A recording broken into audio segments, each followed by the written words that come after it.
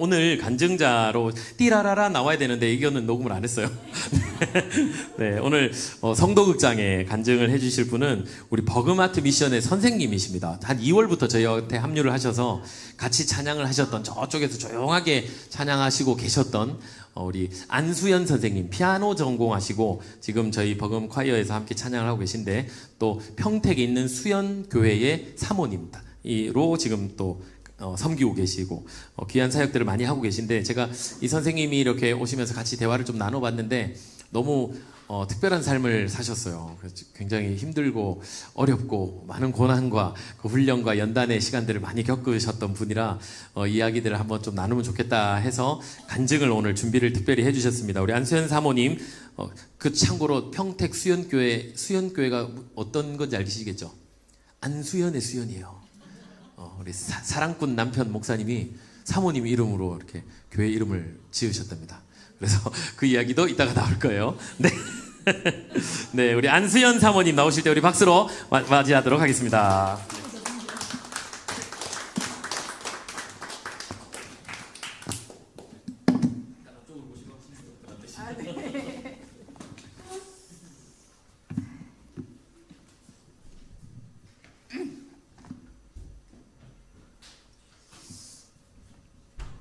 안녕하세요. 이렇게 마이크 들고 서니까 역시 진짜 떨립니다.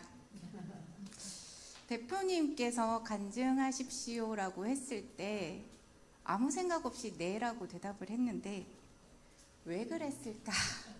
후회도 엄청 했고요. 사실 오늘 아침에 여기 오기 전까지 펑펑 울다가 왔습니다. 어쨌든 일단 섰으니까 끝까지 잘 버텨보겠습니다. 무슨 이야기를 해야 할까? 네, 간증이면 내가 살아온 이야기를 해야 되는데 1년 1년이 간증집이라고 할 만큼 참 치열하게 살아왔거든요. 이제 제가 50이 됐습니다. 50권 정도 되겠네요, 책으로 쓰면. 이 중에서 무슨 이야기를 해야 할까?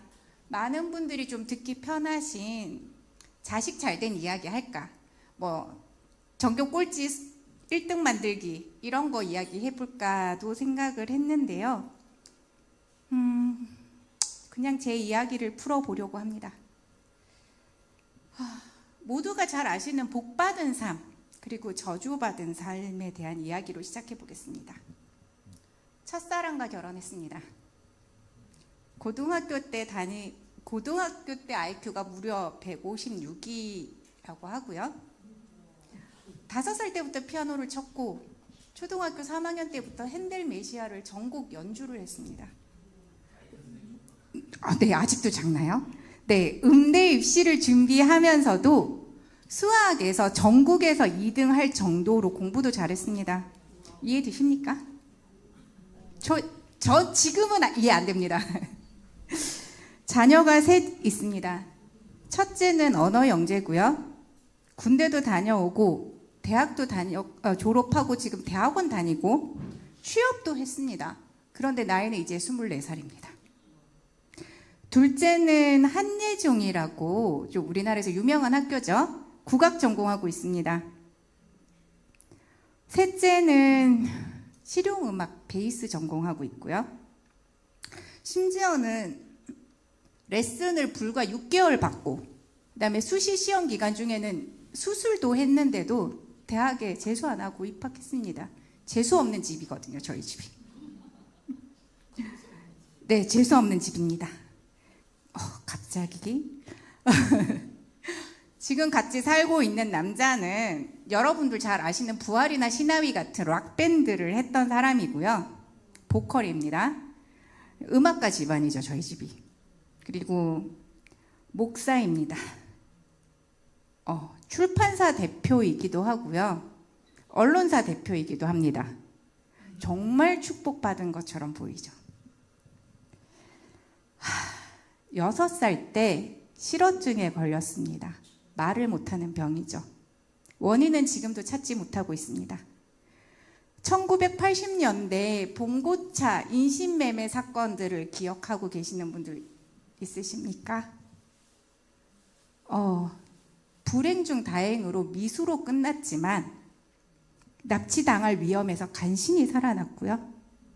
그 외에도 되게 많은 사건들이 있었습니다. 결혼하고 나면 괜찮아질까 했는데 결혼하고 나서 첫 번째 임신하고 시어머니가 하셨던 첫 마디가 멍청한 년이 조절도 못하고 였습니다. 남편한테 이마트 한가운데서도 맞았고요. 아이 낳고 일주일 만에도 맞아서 심지어는 갈비뼈가 부러지기도 했습니다. 다른 여자가 아이를 가진 일도 있었고요. 결국 이혼을 했습니다. 자녀는 역시 같은 사람이니까 셋이겠죠. 첫째 아이는 심각한 ADHD를 의심받았고 자폐아 의심도 받았습니다. 사회성에 있어서 전국 하위 1%라는 진단이 나왔고 단체 생활은 불가능하다라고 평가받았습니다. 둘째는 학교폭력 피해자입니다. 단순한 왕따 사건 그런 것이 아니고요. SNS에 아이의 사진이 올라간 그런 사건이었습니다. 가해자는 친했던 친구였고요. 그 아이는 소년원에 들어갔습니다. 정신과 선생님이 이 아이는 24시간 지켜야만 하는 아이입니다 라고 해서 하던 일 다 그만두고 24시간 아이를 지켜야 할 정도로 위험한 상황이 있었고요. 셋째는 약물 중독이 있었습니다. 중고등학교 모두 자퇴했고요. 마약은 아니고 고카페인 음료죠. 게임과 인터넷 중독도 있었습니다. 이 두 가지 이야기를 듣고 나서 여러분들 마음은 좀 어떠십니까? 이 이야기가 한 사람 인생 안에 함께 있는 이야기이고요. 그 주인공이 저입니다. 간증을 하기 전에 남편과 아이들에게 허락을 구하고 왔습니다. 저만의 이야기가 아니고 저희 가족의 이야기니까요. 제 소개 다시 하겠습니다. 한때 수학 천재였고 피아노 전공했고 영국 왕립음악원에서 장학금 제의도 받았습니다. 그랬던 제가 지금은 피아노를 그만두고 상담학 석사를 가지고 대학원 소속 상담사로 활동하고 있는 안수현입니다. 하나님이 너무 좋아서 교회에서 살고 싶었는데 하필 결혼하자는 사람이 목사라 결혼했습니다. 그런데 웬걸 둘째 100일부터 시작된 폭력이 점점 심해졌고 결국 이혼이라는 걸 하게 됐습니다. 그리고 지금은 첫사랑을 다시 만나 함께 살고 있습니다. 6살 유치원에서 만났고 제 인생 최초로 프로포즈를 했던 사람이고 한 번 튕겼더니 무려 25년 만에 결혼해 주더라고요. 다행히도 너무 고맙게도 총각으로 남아 있어 줬습니다. 수현교회 목사고요. 수현북스라는 출판사 대표입니다. 미디어 울림이라는 언론사 대표이기도 하고요. 네이버 검색하면 나오는 사람이기도 합니다.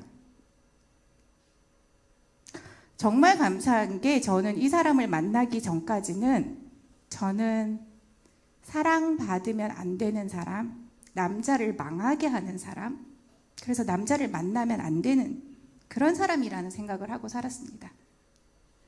누가 예쁘다고 하면 화를 냈고요. 누가 쳐다볼까 봐 구석에 숨어 다니던 사람이었습니다. 언어의 영재였지만 사회성 제로였던 아버지의 폭력, 엄마의 고통을 눈앞에서 보고 자랐고 또 엄마가 혼자 자식 키운답시고 아이들을 방치하고 다녔던 그 외로움 때문에 그냥 학교 졸업하는 게 꿈이었던 첫째는 단체 생활을 못하니 대학도 다닐 수 없어서 사이버로 다녔던 그 아이는 무사히 군대도 갔다 왔고요. 대학원 다니면서 공부하고 있고 사회복지사로 요양원에 취업해서 어르신들을 가장 잘 보살피는 직원이라는 평가를 받고 있습니다. 심각한 학교폭력 피해자였던 딸은 꿈을 포기할 수 없어서 지방 예고로 다시 들어갔고요. 한예종 합격해서 지난주 정기 연주회 했고 내일은 신입생 연주회도 합니다. 교수님들이 저희 아이 이름을 기억하고 계세요. 전국에서 제일 성실한 아이라고. 어려운 집안 형편 때문에 막내까지 예체능 시키기 어려워서 레슨도 못 시켰는데요. 너무 간절히 하고 싶다 그래서 이 아이가 인터넷을 뒤져서 교수님한테 DM을 보내더라고요. 버클리 수석 졸업하신 교수님한테 6개월 레슨 받았습니다. 그런데 대학을 덜컥 합격하더라고요. 어떻게 이런 반전이 가능할 수 있었을까요? 하나하나 풀려면 진짜 일주일 밤새도 모자르겠죠. 그래서 조금만 풀어보겠습니다. 저는 기독교 4대째 집안입니다. 할아버지도 외할아버지도 목회자셨습니다. 두 분 다 엄청난 고문을 당하셨던 분들이시고요. 해방되지 않았다면 저는 이 자리에 없었을 겁니다. 순교하셨을 테니까요. 엄마는 아파서 누워 계시다가도 교회에서 부르면 달려가시는 분이셨습니다. 저 역시 대를 이어서 그랬죠. 참고로 저희 부모님은 목회자가 아니십니다. 초등학교 때부터 1년에 성경 10독은 기본으로 했고요. 공유회는 당연히 공예배는 참석했고 제가 가출하면 저희 엄마 아빠는 절 안 찾으셨습니다. 당연히 교회 가서 기도하고 있을 거니까요. 어느 순간 새벽이든 철야든 심지어는 구역장 예배까지도 반주자가 없으면 저한테 전화하시더라고요. 완전 무보수 교회 직원이죠. 교회에서 진짜 사는 게 너무 좋았어요. 세상 가서 사는 게 무섭기도 했고 그래서 목사랑 결혼했는데 왜 이렇게 열심히 살았던 저는 마치 저주받은 사람처럼 그렇게 흘러갔을까요? 너무 힘들어서 길 가다가도 울고 버스 안에서도 울었습니다. 정말 미친년처럼. 그런 제가 좀 답답하셨나 봐요. 친정엄마가 저를 끌고 예언사역자에게 찾아가셨습니다. 저희 엄마는 예수무당 찾아다닌다라고 할 정도로 예언사역자를 많이 찾아다니셨던 분이신데요. 70이 다 되어가는 저희 엄마한테는 세계적인 찬양사역자가 돼서 전 세계를 누빌 것이다. 저희 엄마가 성악을 전공하셨거든요. 그다음에 늘 하나님을 전하면서 진짜 전 세계로 다니는 어마어마한 사역자가 될 거다. 이런 이야기를 하시는데 저한테는 복을 찾다. 세계적인 사역자가 될 사람인데 네가 못 참고 기도도 안 해서 이혼했다 하고 막 혼내시더라고요. 제가 한참 가만히 듣고 있다가 그냥 그때 정말 뭐가 있었나 봐요. 갑자기 이러더라고요.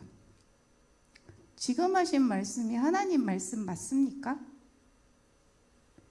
바람 피고 때리고 가정을 깨트린 사람은 하나님의 일을 할 사람이고 죽을 것 같아서 아이들 지키려고 이혼한 사람은 이렇게 혼나야 되는 거라면 하나님이 안 계시거나 제가 하나님의 자녀가 아닌 것 같습니다.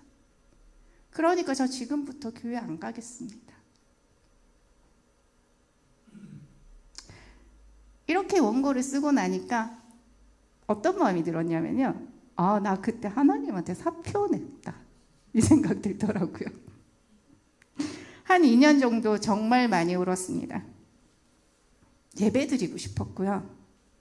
찬양하고 싶었고 기도하고 싶었습니다. 그런데 갈 수가 없더라고요. 너무 무서웠어요. 진짜로 제가 참지 못해서 기도가 부족해서 내가 뭘 잘못해서 하나님의 계획을 망쳐버린 건 아닐까? 나 때문에 우리 아이들도 같이 벌을 받고 있나? 저 아이들도 저주받은 건 아닐까? 내가 정말 하나님의 자녀가 아닌 걸까? 여호와는 마음이 상한 자를 가까이 하시고 중심으로 통회하는 자를 구원하시도다. 시편 34편 18절에 나와 있는 말씀입니다. 그 당시에 저는 몰랐지만 지금 돌아보니 그 시간이 하나님이 가장 가까이 계셨던 시간이었습니다. 하나님이 저를 얻고 계셨구나 라는 걸 지금에서야 깨달은 저입니다. 어찌어찌 다시 교회 가게 된 첫날 사고가 났습니다. 멀쩡하게 서 있던 차를 제가 중앙선 넘어서 닫아버렸거든요. 이런 일이 있으면 보통 교회 가지 말라는 신호로 받아들여야 되는 거 아닌가요? 그런데 저는 반대로 내가 교회 가려고 하니까 방해하는구나. 이러고는 차를 그냥 레카 실어서 공장 보내고 저는 교회 갔습니다. 이러면 잘 풀려야 되잖아요. 이러면 다들 간증하시는 분들 이때부터 복 받기 시작했습니다. 그런 간증들을 하시더라고요. 저도 그러고 싶었습니다. 그런데 그때 제 나이 30대 중반이었어요. 아닌가? 역시 이 길은 내 길이 아닌가? 그냥 내 마음 하나 바꾸면 되는데 그냥 편하게 살고 싶은 대로 살면 되는데 왜 그게 안 되지? 버티기만 했던 것 같습니다. 하나님은 그것을 선으로 바꾸사. 창세기 50장 20절 말씀입니다. 30대 중반에도 절대 좋은 일이 일어나지 않았고 점점 바닥으로 치는 것 같았고 그런데 그 일들을 하나님은 바꾸고 계셨습니다. 40대가 된 어느 날 한 10년 전쯤이죠. 아이들 보다가 막내를 보는데 뭘 해도 사랑스럽더라고요. 심지어는 잘못해서 혼내고 있는데도 그렇게 사랑스러울 수가 없었습니다. 그 순간 갑자기 뜬금없이 하나님이 나를 보시는 마음이 이렇겠구나. 완전 맥락도 없죠. 애 혼내다가 나는 하나님의 귀여운 막내딸. 잘못해도 귀여운 막내딸이구나. 저희 부모님은 저에게 단 한 번도 칭찬하신 적이 없으십니다. 전국에서 2등을 했는데도 꼴랑 2등 가지고. 제가 이혼했을 때는 창피하다고 실패작이라고 하셨습니다. 그리고 재혼하고 난 이후에도 재결합을 요구하실 정도로 저는 참 부끄러운 딸이었습니다. 저희 부모님께는. 그런데 살면서 처음으로 사랑이라는 건 이런 거구나. 사랑을 받는다는 건 이런 거구나. 정말 진하게 느꼈습니다. 그때 저의 모든 SNS에 하나님의 귀여운 막내딸이라고 다 바꿔놨었어요. 지금도 페이스북에는 그렇게 적혀 있습니다. 그리고 나서 한 5년쯤 흐르고 나서 결혼하게 되었습니다. 결혼하고 나서도 일이 잘 풀린 건 아닙니다. 결혼하고 난 이후에 일어난 사건들이 딸의 학폭 사건, 막내의 고교 자퇴 사건이거든요. 그래도 혼자일 때보다는 견디기가 쉬웠습니다. 오직 혼자서 아이들까지 감당하면서 뚫린 곳이라고는 하늘밖에 없다라고 생각하면서 버티던 저한테 함께 버틸 사람을 보내주신 이후 하나님께서는 또 다른 전환점을 주셨습니다. 남편이 자기 사역에 필요하다고 저보고 속사를 따라는 거예요. 제가 공부가 하고 싶겠습니까?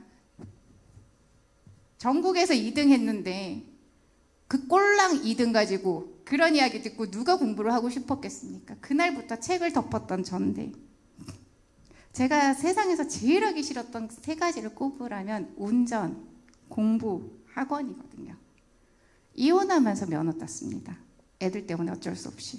근데 남편이 공부하래니까 요즘 돈만 내면 학위 주는 곳 많지 하고 대학원을 들어갔어요. 공부 안 하고 학위만 달라고. 그런데 하나님이 거기서 저를 만지기 시작하셨습니다. 진흙이 토기장의 속에 있는 것 같이 너희가 내 손에 있느니라. 예레미야 18장 6절에 있는 말씀입니다. 대학원 들어가기 전에 제 삶이 깨뜨리고 부스러뜨리는 시간이었다면 대학원에서 보낸 시간은 다시 빚으시고 다듬으시고 화로에서 구워내시는 그런 시간이었습니다. 그저 생으로 진짜 꾸역꾸역 버텨내기만 했던 그 삶이 저를 교수님들 통해서 체계적으로 훈련시키셨습니다. 22살 때 피아노 치기 싫다고 음악 그만두고 영국으로 갔거든요. 영국 갔더니 영국인 친구가 시골에서 굳이 싫다는데 피아노를 실어다 주더라고요. 구루마로. 그 다음에 저 피아노 실어다 주는 동안에 연습하라고 엘리자베스 여왕 앞에서 연주하던 바이올린을 주고 갔습니다. 귀국할 때 갖고 왔습니다. 그거. 친구 불러서 몰래 밥 먹자더니 그게 오디션이더라고요. 영국 왕립음악원 교수를 데려다 놓고 테스트를 해주더라고요. 그렇게 이제 열심히 좀 해보려고 그랬더니 교수님이 대학 그만두고 갔다고 한국 와서 졸업하고 가라시더라고요. 영국까지 전화하셨습니다. 그래서 들어왔는데 갑자기 결혼을 하게 됐네요. 목사랑 결혼했으니까 찬양도 하고 예배 드리고 교회에서 반주하면 되겠다 했는데 피아노 치며 찬양 부르니까 시끄럽다고 때리더라고요. 피아노조차 없는 삶이 시작됐고 손가락에 관절염이 왔습니다. 산후풍도 심했고요. 다 포기하고 새로운 공부 시작했는데 갑자기 음악학원이 생겼습니다. 아까 제가 하기 싫은 3가지가 있다고 했죠. 어떡하냐. 주시니까 또 해야죠. 예배 공간도 필요했고 당연히 생활비도 필요했으니까요. 열심히 학원 운영하려고 그랬더니 웬걸? 이제는 저보고 학교로 상담사로 파견 나가랍니다. 서초교육청, 강남교육청 통해서 그 부자 동네로 상담하러 다녔고요. 그다음에 군인들 육군본부에서 강사로 초빙받아서 강의하러 다녔습니다. 당연히 학원은 해볼 여력도 없고 레슨할 시간도 없어서 정리해야 되나 했더니 그냥 애들이 알아서 그만두더라고요. 때로는 순간순간 화도 나고 짜증도 나고 피곤하고 힘든데 그냥 감사하고 기뻤습니다. 예전에 버티기만 하던 삶과는 너무 다른 그냥 아무 생각 없이 뚜벅뚜벅 앞으로만 가면 됐거든요. 제가 올해 초 어느 사모님과 대화에서 했던 고백입니다. 저의 기도가 미친년처럼 버스에서 울고 길거리에서 울며 불며 하던 그 기도가 때가 되지 않아서 응답되지 않았던 것이 아니고 제가 잘못된 기도를 했던 게 아니라 하나님께서는 저에게 주시기 위해서 이렇게 들고 계시면서 너무 안타까워 하시면서 제가 준비되기를 기다리셨습니다. 라고 고백을 하고 있었습니다. 제가 하나님께 사표 내기 전에 했던 말 기억하시나요? 누구는 모든 잘못 다 하고 그렇게 나쁜 짓을 저질러도 잘 되고 나는 이렇게 열심히 사는데 혼나면 이런 거 다들 경험 있으시잖아요. 억울하신 적 많으시잖아요. 그런데 어느 순간에 제가 다른 사람들 생각을 안 하고 있더라고요. 내가 잘하고 있나? 나 이거 잘하고 있나? 남편과 아이들과 제대로 가고 있나? 관점이 바뀌어 있었습니다. 학교에서 제가 상담을 하면서 그리고 부모로서 버텨가면서 배운 게 좋은 상담사는, 좋은 부모는, 좋은 아내는, 좋은 사모는 함께 버텨주는 사람이구나 라는 것을 알게 됐습니다. 함께 버텨주는 사람이 될 수 있도록 그동안 버텨내는 훈련을 그렇게도 시키셨구나. 그리고 내가 버텨낸 것이 아니라 하나님이 나를 붙들고 계셨구나 라는 걸 깨닫고 나서 그렇게도 하루하루가 신이 나고 재밌습니다. 죽을 것 같이 힘든 건 마찬가지고요. 고통스럽고 아픈 것도 마찬가지인데 그래도 신이 납니다. 제가 이제 거의 마무리가 돼가는데요. 이제 가라 라는 찬양을 처음 접했을 때 한 대 맞은 것 같았습니다. 그리고 그날 찬양하면서도 펑펑 울었고 집에 가는 길에도 울었습니다. 누가 사람의 입을 지었느냐? 누가 사람의 귀를 만들었느냐? 누가 사람의 손을 만들었느냐? 모세에게 하셨던 말씀이죠. 이제 가라. 하나님, 저 손 관절염 와서 피아노 못 치는데요. 누가 사람의 손을 만들었느냐 하시는데 제가 어떻게 싫어요 할 수 있겠습니까? 해야죠. 힘 주신다고 이제 가라 하는데 어쩝니까? 가야죠. 제가 이 원고를 작성하면서 생각해 보니까 이제 가라라는 음성을 15년 전에도 들었더라고요. 그때 제가 울면서 나 아무것도 없다. 맨날 두들겨 맞고 피아노도 못 치고 어떻게 할 수가 없는데 어떻게 해요 저? 뭘 가요? 어디로 가야 될지도 모르는데 어떻게 가요? 하나님은 인격적인 분이셔서 거절해도 괜찮아 라고 저의 멘토가 이야기해 주셨습니다. 15년 전에는 못하겠다고 거절했는데 이제 그 음성이 들렸을 때는 가야겠더라고요. 제가 심각한 무대 공포증도 있습니다. 오늘 이 모습 보고 안 믿으시겠지만 심각했습니다. 대인 공포증도 심각했습니다. 그런데 순종하기로 결심했고 그래서 그날 대표님한테 말씀드렸습니다. 제가 간증하겠습니다. 4월 9일 하라고 하시더라고요. 그날이 오늘입니다. 부활절 다음 날인지 몰랐습니다. 제가 살면서 고난주간보다 더 힘든 부활 이후의 시간을 보낸 건 처음 있는 일입니다. 끝나가니까 이제 미소가 나오네요. 지금 살고 있는 삶의 자리 되게 힘드실 겁니다. 하지만 하나님은 그 순간에도 지금 이 순간에도 우리와 함께 계시고요. 지금 힘든 이 일을 선으로 바꾸고 계시고요. 그리고 우리를 빚어가고 계십니다. 너무 힘겨우신 분들이 계시면 언제든 연락 주십시오. 제가 함께 울고 함께 버텨드리겠습니다. 오늘 이 자리가 저한테는 아버지, 저 이제 갑니다 라고 선포하는 자리입니다. 버티기만 했던 제가 이제 시작합니다 라고 고백하는 자리입니다. 너무 무섭고 두렵고 겁도 나지만 분명 저를 통해서 하고 싶으신 말씀이 있으셨던 거라고 믿고 섰습니다. 이제 가라라는 곡 제가 반주해서 함께 찬양 드리고 마치려고 합니다.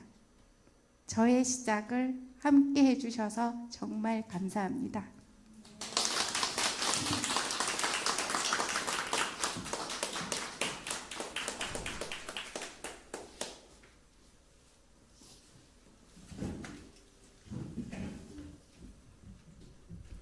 이제 가라 같이